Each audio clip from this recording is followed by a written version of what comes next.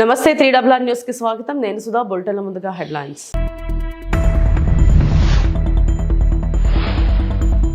దేశంలోని పరివర్తనలు పౌరులలో రిస్క్ తీసుకునే సంస్కృతిని రాజ్యం చేశాయి. ప్రధాని నరేంద్ర మోడీ.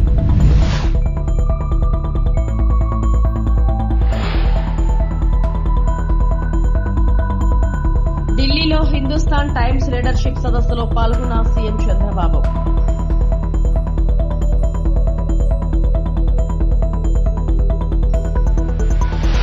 డబ్బా కొట్టుకోవడంలో చంద్రబాబు దిట్ట. భూమన కరుణాకర్ రెడ్డి మండిపాటు.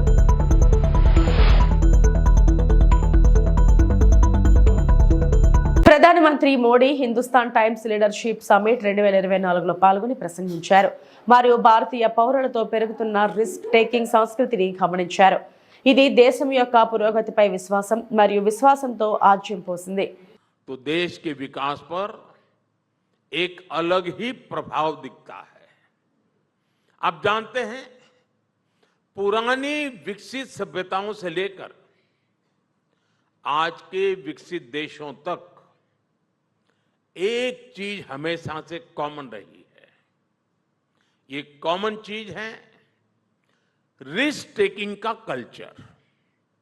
एक समय था जब हमारा देश पूरे विश्व के कॉमर्स और कल्चर का हॉटस्पॉट था.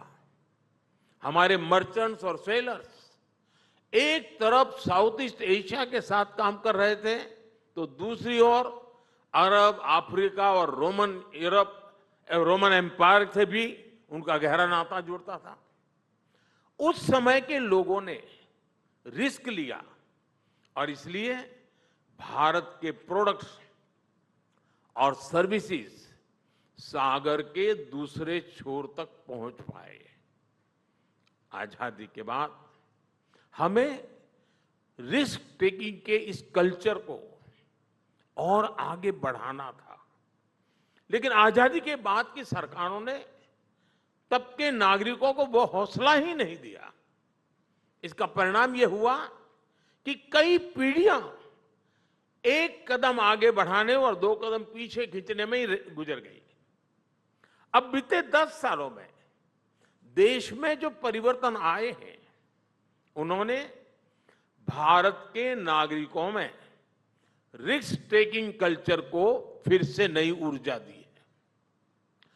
आज हमारा युवा हर क्षेत्र में रिस्क टेकर बनकर उभर रहा है. कभी एक कंपनी शुरू करना रिस्क माना जाता था. 10 साल पहले तक मुश्किल से किसी स्टार्टअप का नाम सुनते थे. आज देश में रजिस्टर्ड स्टार्टअप की संख्या सवाल. ఢిల్లీలో హిందుస్థాన్ టైమ్స్ లీడర్షిప్ సదస్సులో పాల్గొన్న సీఎం చంద్రబాబు. ఎన్డీఏ ప్రభుత్వానికి ప్రధాని మోడీకి మా సంపూర్ణ సహకారం ఉంటుంది. మన దేశం చాలా గొప్పది. ఈ దేశం కోసం అందరం కలిసి పనిచేస్తాం. మా అభిప్రాయాలు చెబుతూ ప్రధాని మోడీ నాయకత్వంలో ఈ దేశ అభివృద్ధి కోసం మా సంపూర్ణ సహకారం అందిస్తాం అని నారా చంద్రబాబు నాయుడు అన్నారు. I want to start by asking you, what does it feel like to be one of the most important aspects of this NDA 2.0 government? It's 3.0 government. Now you are seeing first time NDA under the leadership of Honorable Prime Minister. India has been recognized globally. For the last 10 years, he promoted India. Now, brand of India is very strong. Once brand is strong, then we can do wonders. That is what he has done. Now he is working Vikasit Bharat 2047 with clear vision, clear direction and process and policies. I am confident. So, being inside it, and as you said, you've seen Vajpayee, you've been a part of so many governments. Is there anything you can tell all of us which would give us a little better understanding? Because so much is known about Narendra Modi. But is there some insight that you can share with us about what it's like, how it is different from other people? is a strong leader, is a modern in outlook, very progressive. Now reforms has been started in 1991. With internet revolution, technology has become handy for us. By using all these things, if you see, next level revolution or development Narendra Modi ji has done with consistent efforts. Otherwise, this type of development we cannot see. If you see now, globally, all countries are facing aging problem, or growth is very nominal. Only the country is growing 7.58%, only India. That is the strength of India under its leadership. I am confident there is a scope further. All of us will work together. 10% plus we can grow. No other country is having this advantage. I'll get back to the population question later because I know you have lots of ideas about it. But when you were talking about working with the PM, are you also able to make it change his mind in certain ways? I know that the TDP, I read your statement before where you said that if something, we put our point of view forward. So in coalition, sir, are you able to influence them, change their mind about certain things?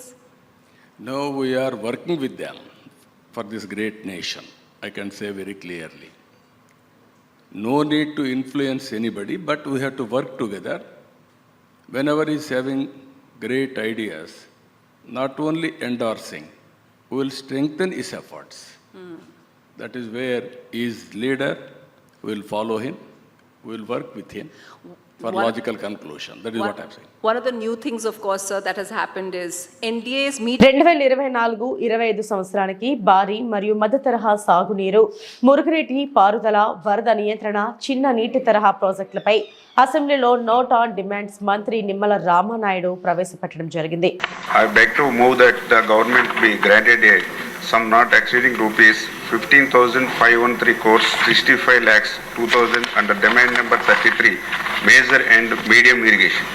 I beg to move that the government be granted a sum not exceeding rupees 1,221 crores 97 lakhs 60,000 under demand number 34 minor irrigation. Self డబ్బా కొట్టుకోవడంతో చంద్రబాబు దిట్ట అని వైఎస్ఆర్సీపీ రాష్ట్ర అధికార ప్రతినిధి భూమన కరుణాకర్ రెడ్డి మండిపడ్డారు. Yellow మీడియాను అడ్డుపెట్టుకుని చంద్రబాబు ఇష్టం వచ్చినట్లు అబద్ధాలు ప్రచారం చేస్తున్నారు. చంద్రబాబు తన వైఫల్యాలను కప్పిపుచ్చుకునేందుకు వైఎస్ జగన్ పై విమర్శలు చేస్తున్నారు. సాధ్యం కాని హామీలిచ్చి టీడీపీ జనసేన కూటమి ప్రజలను మోసం చేసిందని ఫైర్ అయ్యారు. తిరుపతిలో భూమన కరుణాకర్ రెడ్డి శనివారం మీడియాతో మాట్లాడారు. సొంత డబ్బా కొట్టుకోవడంలో సీఎం నారా చంద్రబాబు నాయుడు తిట్ట. ఓవైపు ప్రజలను మోసం చేస్తూనే వైఎస్ఆర్సీపీకి సానుభూతి పరులు ఎవరూ ఉండకూడదని కూటమి ప్రభుత్వం కుట్ర చేస్తుంది. సాధ్యం కాని హామీలిచ్చి టీడీపీ జనసేన కూటమి ప్రజలను మోసం చేసింది. ఎల్లో మీడియాను అడ్డుపెట్టుకుని ఇష్టం వచ్చినట్లు ప్రచారం చేసుకుంటున్నారు. చంద్రబాబు సర్కార్ చెప్పిందే సత్యమని ఎల్లో మీడియా బాకా ఊదుతుంది. చంద్రబాబు తన వైఫల్యాలను కప్పిపుచ్చుకునేందుకు వైఎస్ జగన్ పై విమర్శలు చెప్తున్నారు. ఈ సందర్భంగా దగ్గుబాటి వెంకటేశ్వరరావు రాసిన ఓ చరిత్ర, కొన్ని నిజాల పుస్తకం నుంచి చంద్రబాబుకు సంబంధించిన కొన్ని ఆసక్తికర విషయాలను భూమన మీడియాకు చదివి వినిపించారు. చంద్రబాబు నాయుడు గారు ఏమి చెబితే అదే తందానా అంటూ ఈ రాష్ట్రంలో సాగుతున్నది.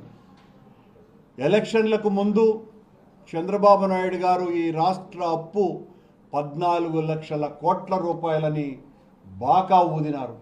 ఈ రాష్ట్రం శ్రీలంక అయిపోతుంది అని ప్రచారం చేసినారు. ఆయన ప్రచారం మొదలు పెట్టంగానే మరుసటి రోజు ఈనాడు పత్రికల్లో పతాక శీర్షికలతో ఈనాడు ఆంధ్ర రాష్ట్రం శ్రీలంకగా మారబోతుంది అని ప్రచారం. ఆ వెనువెంటనే భువనేశ్వరి గారు ఒక ప్రకటన, రాష్ట్రం అప్పులమయమైపోయిందని. ఆవిడేమో 12 లక్షల కోట్ల రూపాయలకు పైగా జగన్ ప్రభుత్వం అప్పులు చేసిందేనని కేంద్ర ప్రభుత్వానికి ఆవిడ ఫిర్యాదు కూడా చేశారు ఎన్నికలప్పుడు. నిన్న జరిగినటువంటి బడ్జెట్ సమావేశాలలో రాష్ట్ర ఆర్థిక మంత్రి బడ్జెట్ అప్పులు 6,76,000 కోట్ల రూపాయలు అని తేల్చి చెప్పినారు. నిన్న చంద్రబాబు నాయుడు గారే తన ప్రసంగంలో 9,76,000 కోట్ల రూపాయలుగా దాన్ని ప్రకటించినారు. మరి 12 లక్షల కోట్ల రూపాయల అప్పుల గురించి ఏమన్నారా, 14 లక్షలని మీరు బాకాలు ఊది ఆ రోజున ఎవరో ఒక ఆర్థిక శాస్త్రవేత్త అని పేరున్నటువంటి వ్యక్తిని తీసుకొని వచ్చి చాలా ప్రముఖంగా పత్రికా సమావేశాలు ఏర్పాటు చేసి ఈ రాష్ట్రం కుదేలైపోతున్నది, ఈ రాష్ట్రం అప్పులమయమైపోయి సర్వనాశనానికి దారి తీస్తోంది అని మీరు చెప్పినటువంటి మాటల సారాంశం ఈరోజు ఎక్కడికి వెళ్ళింది?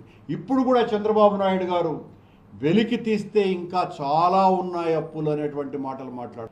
దగ్గుపాటి వెంకటేశ్వరరావు గారు మీ తొలినాళ్ల నుంచి ఆయన రాసినటువంటి మాటలు ఒక చరిత్ర, కొన్ని నిజాలు, నిజానికి కొన్నే నిజాలు రాశానని ఆయన చెప్పుకున్నారు.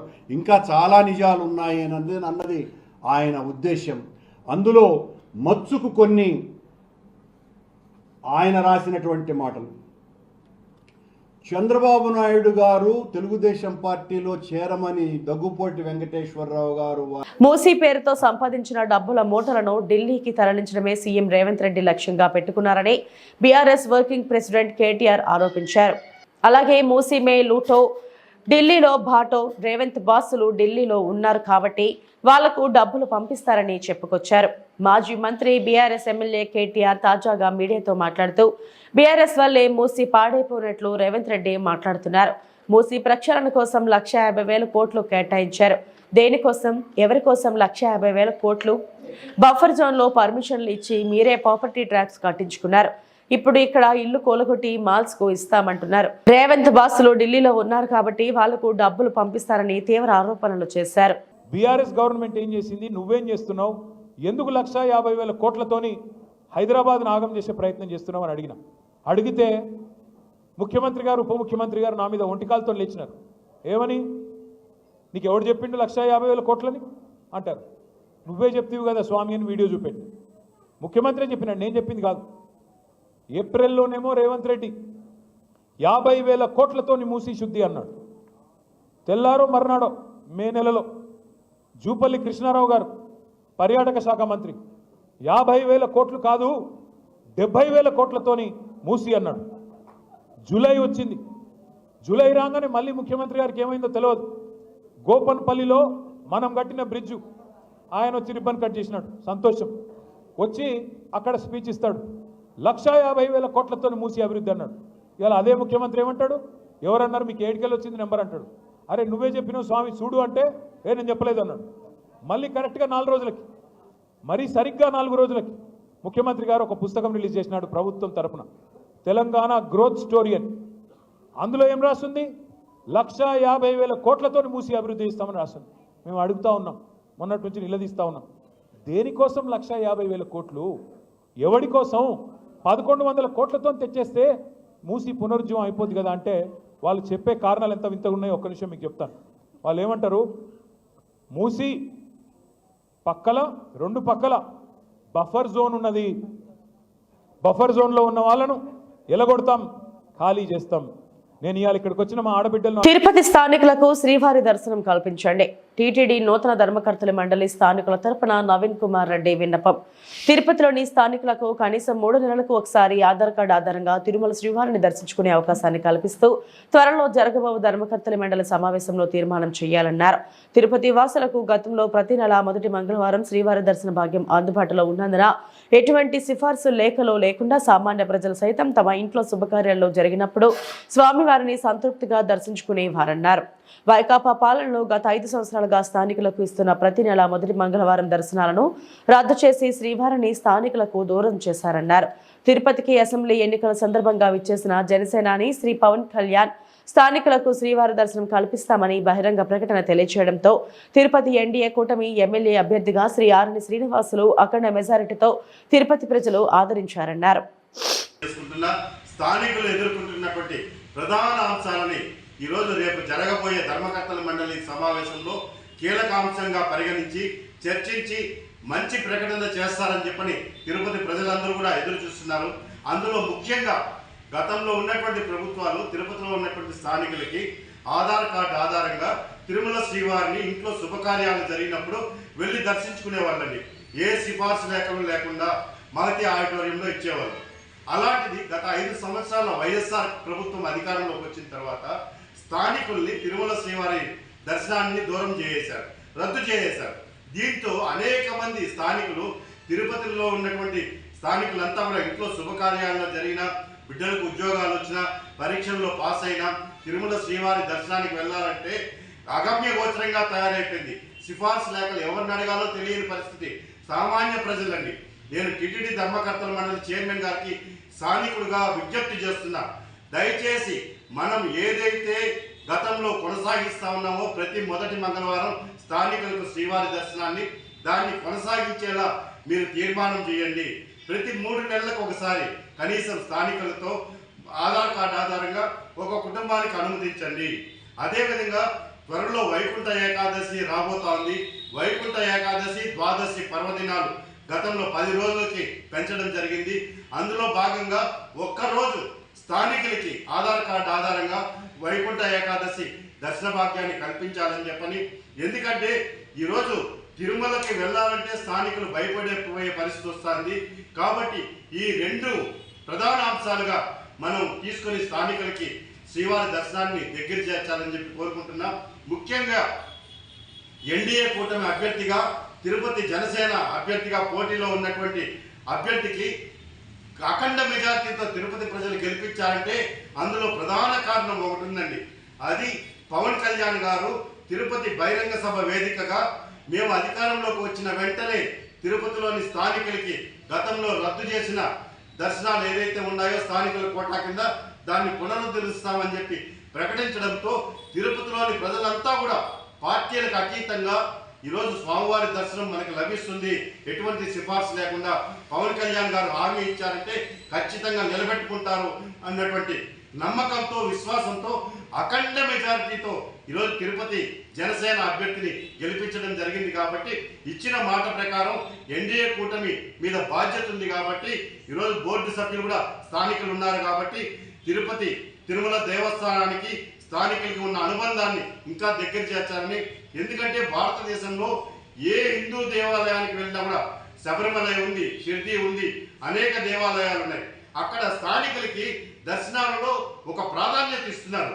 అదే ప్రాధాన్యతని తిరుపతి వాసులు కూడా కల్పించే విధంగా టీటీడీ చైర్మన్ గారు నిర్ణయం తీసుకుంటే తిరుపతి ప్రజలంతా కూడా. సింహాద్రి అప్పన్న వరాహ పుష్కరంలో జలహారతి ఘనంగా జరిగింది. కార్తీక పౌర్ణమి సందర్భంగా స్వామివారి సమక్షంలో వేలాది భక్తులు ఆధ్వర్యంలో దేదీప్యమానంగా దీపహారతి నిర్వహించారు. భగవంతుడు జలస్వరూపుడు, ప్రాణానికి ఆధారభూతుడు అన్నారు ఆలయ స్థానాచార్యులు టిపి రాజగోపాలాచార్యులు. జలం లేకపోతే జీవితం లేదు, విష్ణు పాదోద్బలం జలం అన్నారు. మహావిష్ణువు పాదాల నుండి ఉద్భవించిన జలం ఉప్పొంగుతున్న సందర్భంలో మహాశివుడు తన శిరస్సుపై ఉంచుకొని జీవనాడికి అందిస్తున్నారన్నారు. అటువంటి జలహారతిని దర్శించుకున్న, తరించిన పూర్వజన్మ సుకృతంగా భావిస్తున్నాం. ముందుగా స్వామివారి ఉత్సవమూర్తులకు హారతిచ్చి జలహారతిని ఇచ్చారు. అనంతరం భక్తులతో దీపాన్ని వెలిగించి స్వామివారి తీర్థ ప్రసాదాలను అందించారు. ఈ సందర్భంగా దేవస్థానం పలు సాంస్కృతిక కార్యక్రమాలను ఏర్పాటు చేసింది.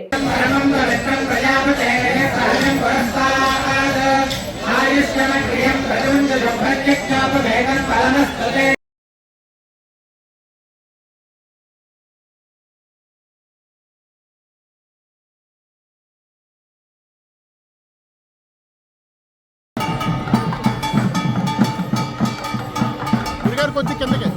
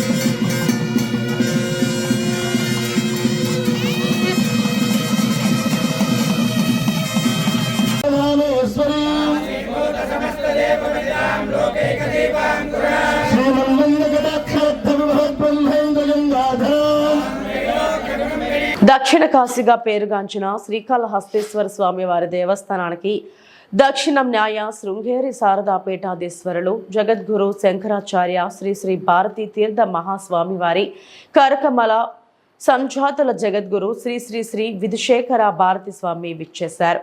వారిని శ్రీకాళహస్తి నియోజకవర్గం శాసనసభ్యులు బొజ్జల వెంకట సుధీర్ రెడ్డి, శ్రీకాళహస్తీశ్వర స్వామి వారి దేవస్థానం కార్యనిర్వహణాధికారి టి బాపిరెడ్డి సంయుక్తంగా పూర్ణకుంభంతో స్వాగతం పలికి శ్రీ జ్ఞాన ప్రసూనాంబ సమేత శ్రీకాళహస్తీశ్వర స్వామి వారి ప్రత్యేక దర్శనం చేయించారు.